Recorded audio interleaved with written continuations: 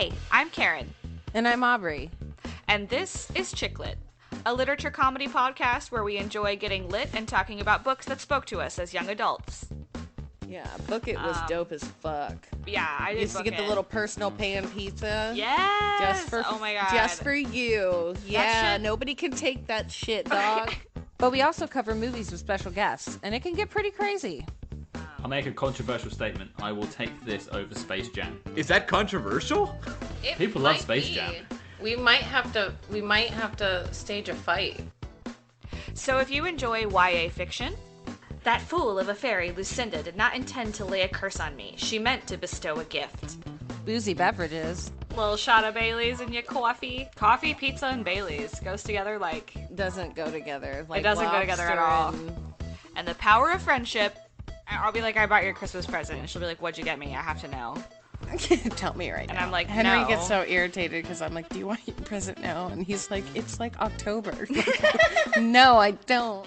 Then we're the podcast for you. We've been best friends for over a decade, so join in on the fun and grab a drink, y'all. January 6th at 1:15 p.m., the day that Dry January died.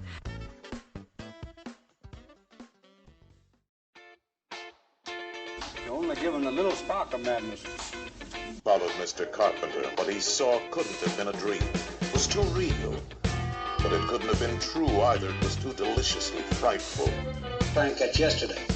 Old times are only good when you've had them. Night after night, all alone. Daddy's all pent up. Let's freak. Irrational thought. Everyone in this room is now dumber for having listened to it. Good day, mates, and welcome to the Film Spark Podcast.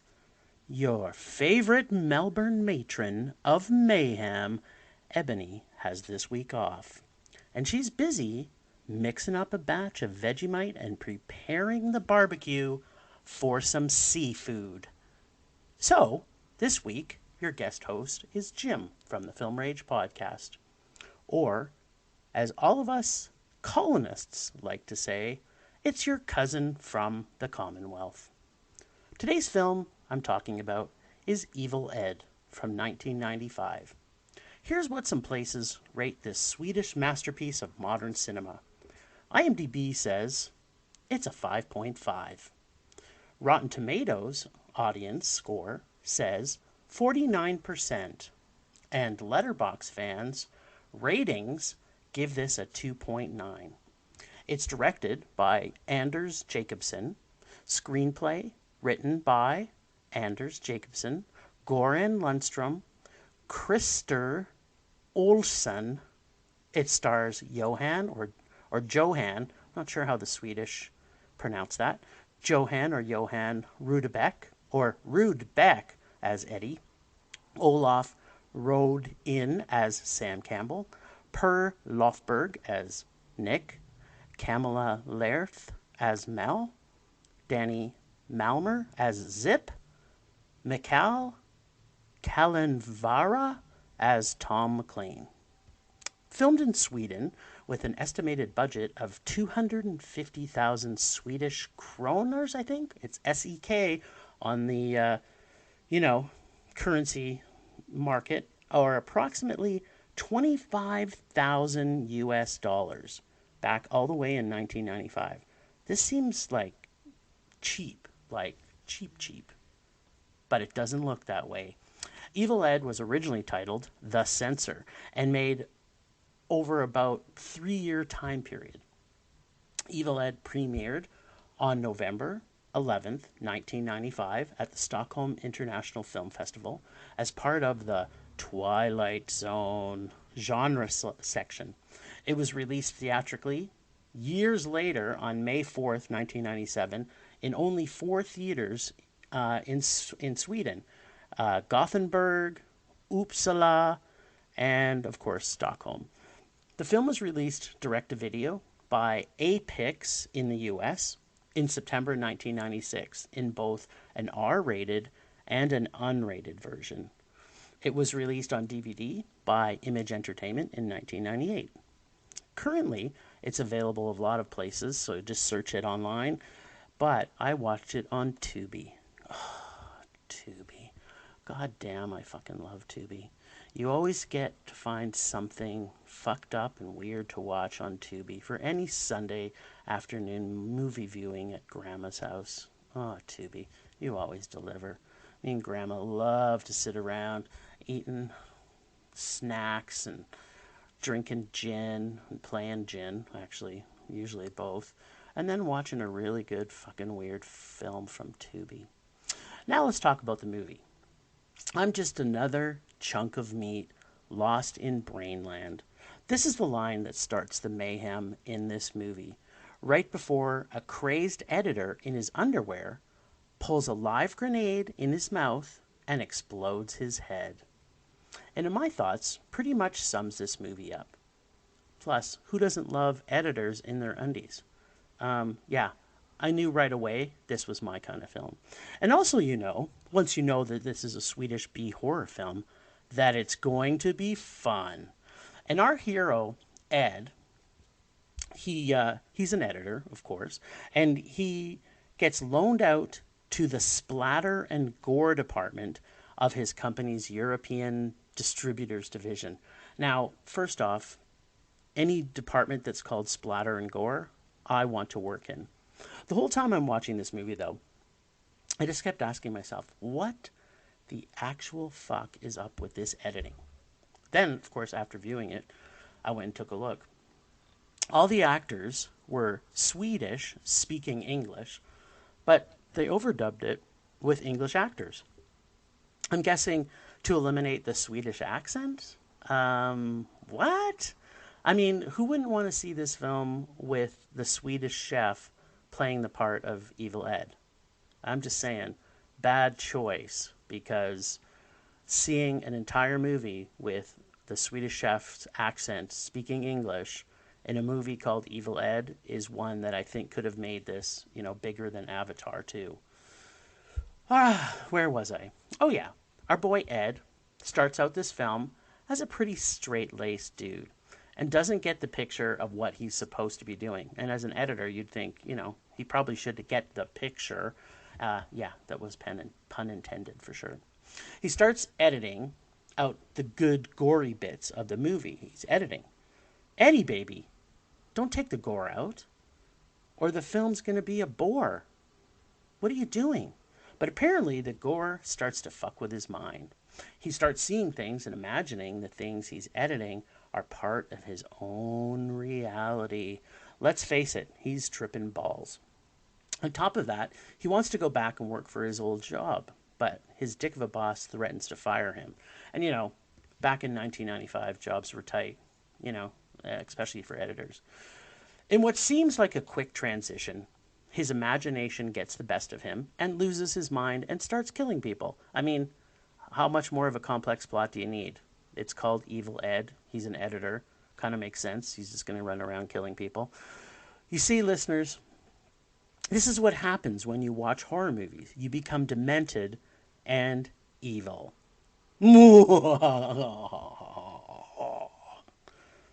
So, this is our premise. And yes, it's unbelievable, but who cares?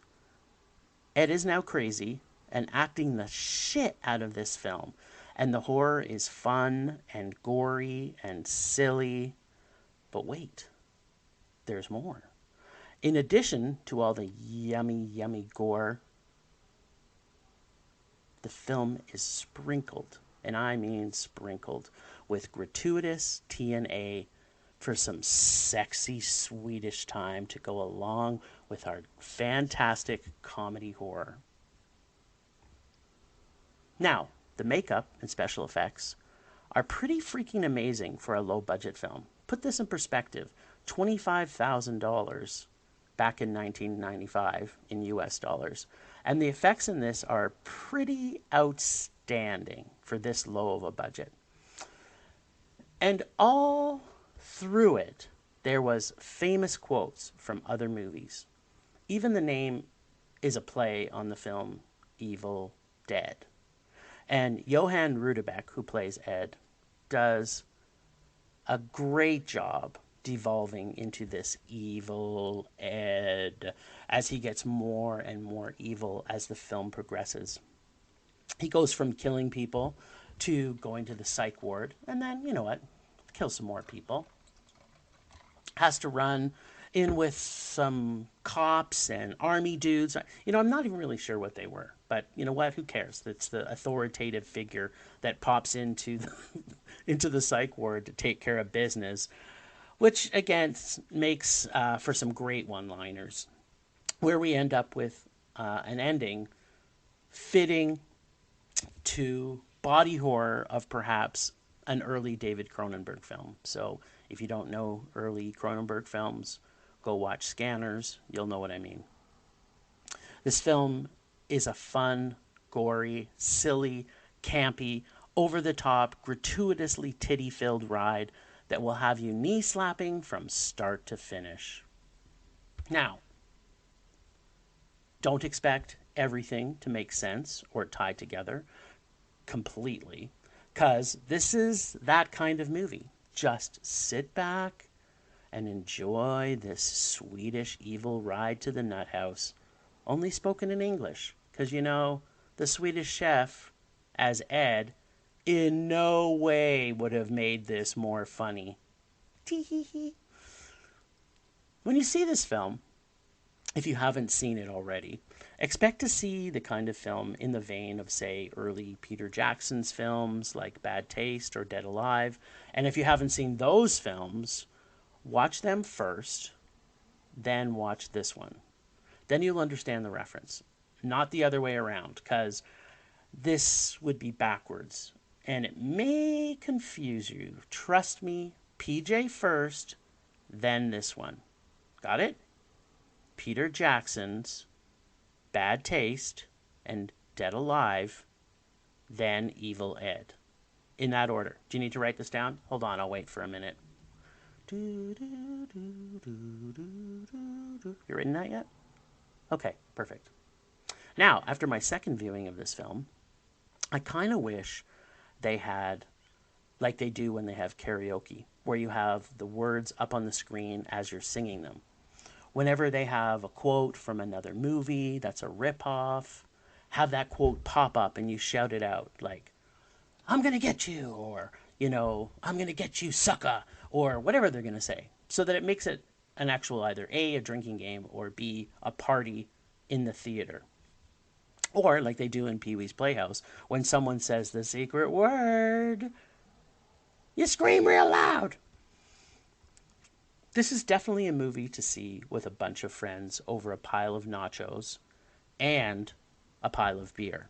Or, I guess, if you're vegan, I guess, maybe a pile of corn chips and a pile of vegan-friendly scotch.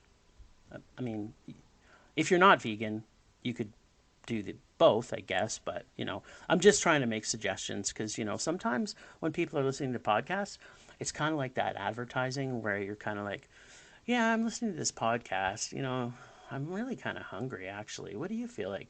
Now, everybody that listens to this is going to feel like nachos or corn chips. And then they're going to be like, huh. I highly suggest, whatever you are, if you're dipping the chips into salsa, you will thoroughly enjoy the blood and gore as it goes along with it. 100% guaranteed. This type of party is going to definitely improve the atmosphere of this film. No matter what you do, make sure to watch this with at least one other person, because you're going to want to quote it back over and over and over and over. Wait, are we actually quoting it if they're actually quoting someone else? Let's think about this. So we're quoting the movie, but that movie's quoting another movie. But then that other movie wasn't quoting the movie. So let me get this right. You know what? I think you should just do the quote knowing that it's Evil Ed. But then keep it a little bit of a secret with your crew. That when you say to your friend, I'm coming to get you, Barbara, which happens to be a quote from Evil Ed, and then some rando who the quote wasn't intended to in the first place says, oh man, I fucking love Night of the Living Dead. And then you, like the Evil Ed that you are, look back at them and say, no, Norman, it's not Night of the Living Dead. It's Evil Ed. Then with a wink to your bestie and a finger to Norman, because he wasn't cool enough to be invited to your Evil Ed party, you say to him, "It's none of your business, Norman. Now fuck off." Now, here's a tip for you kids. And you can take this to the bank. If it's a Swedish horror film, it's going to be silly and fun because the Swedes live too far from the equator and lack enough vitamin D, which deprives their body of nutrients and it makes their body more serious. They can't help it. It's just because of the location of where they are. The further you are away from the equator makes you less serious and more silly. It's just a fact. Now, if it's a German horror film, you can count on a German sex party somewhere in the film. But sometimes you're lucky, and it starts with a German sex party. Or as we say here in Canada, a Canadian orgy. Now, if it's a Canadian film, a Canadian orgy, of course, usually includes maple syrup as some form of lubricant, or perhaps a hockey stick as part of the kink play that you may be involved with. But no matter what happens, keep this in mind. If it's in Germany, it's a German sex party. And if it's in Canada, it's an orgy. Not sure where you're from, but just keep that in mind. And finally, the final third rule of horror films is if it's a French film, you know someone will appear nude at some time in this movie. Could be a man, could be a woman, but count your lucky stars. The French love, and I mean love, to get nude. And we can all benefit from that. Just know, I didn't make these rules. I just live by them. And, I try and emphasize that to as many people as humanly possible. Depending on what your mood is, you can choose, do I feel like a French film? I do feel like some nudity. Do I want a German sex party? I think I'll be speaking German today.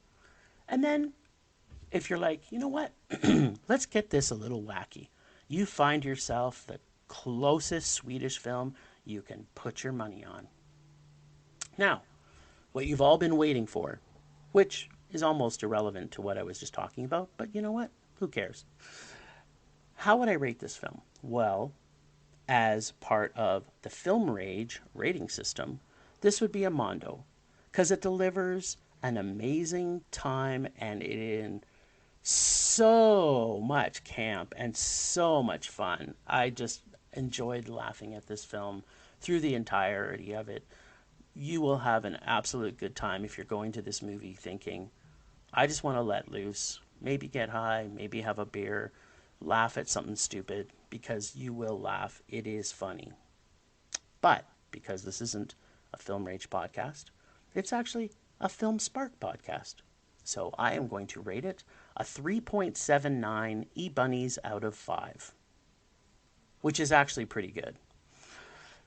I want to, of course, thank my buddy, Ebony, for asking me to join the Film Spark podcast party. I have been buddies with her on the Twitter for a few years now, and I can tell you one thing. She's amazing. And I highly suggest, wherever you are, if you have not heard her entire catalog, there's a lot. And you can find the Film Spark podcast wherever you cast your pod, anywhere in particular. But you probably found it if you've already listened to this. You can send her emails to filmsparkpodcast@gmail.com. Find her on the Twitter and on Instagram at film_spark_pod. Now, you're probably asking yourself, who the fuck is Film Rage and why should I listen to them? Well, the first thing you should know is we are a threesome. And you can take that however you want to interpret it. We are Jim, Bryce, and Murray. And we review new review movies. So as you're watching out in the universe and you go to yourself, what exactly do I want to see this week? Well, we'll go see it, and then you can listen to our podcast, and then we will tell you if it's a rage, if it's meh, or if it's mondo. So we're always focused on new releases. And you can find the Film Rage podcast anywhere that you podcast. But you can also send us emails to filmragecalgary@gmail.com, or you can find us on all the socials at FilmRageYYC. Now, I've been strictly told by Ebony that I must make this a minimum of 20 minutes. So I'm going to talk a little bit slower so that I can stretch this out for just another minute. So as you're listening, listen very closely.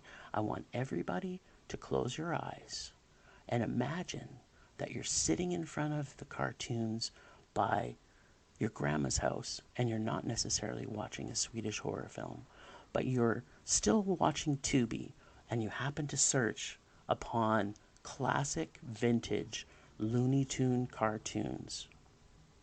And just as Porky Pig once said,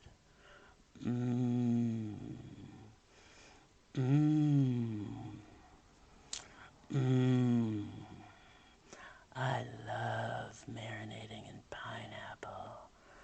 This feels good. And with a flick of his toes, he also says, "Badoo, badoo, badoo. That's all, fucks." It's time to feel the rage. Join us on Film Rage, where we talk movies, current releases, coming attractions, streaming, and classic films as well. Directors and actors beware, as you cannot hide from the rage. My name is Bryce, and I'm part of the Film Rage crew, which also includes Jim. Hey, hey. And Murray. Yo. Why is it you always talk all the time? I can't understand why your voice is so... This is the Merman, the voice of reason. These two can't agree on anything most of the time. Some movies are mondo, some are just suck. Every week something is going to make us rage. Join us every Wednesday and feel the rage.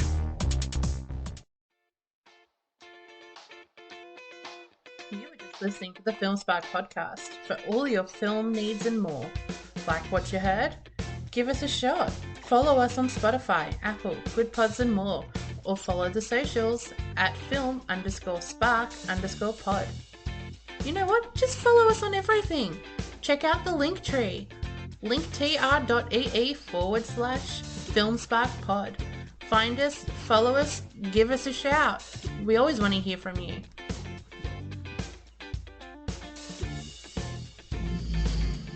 You're still here?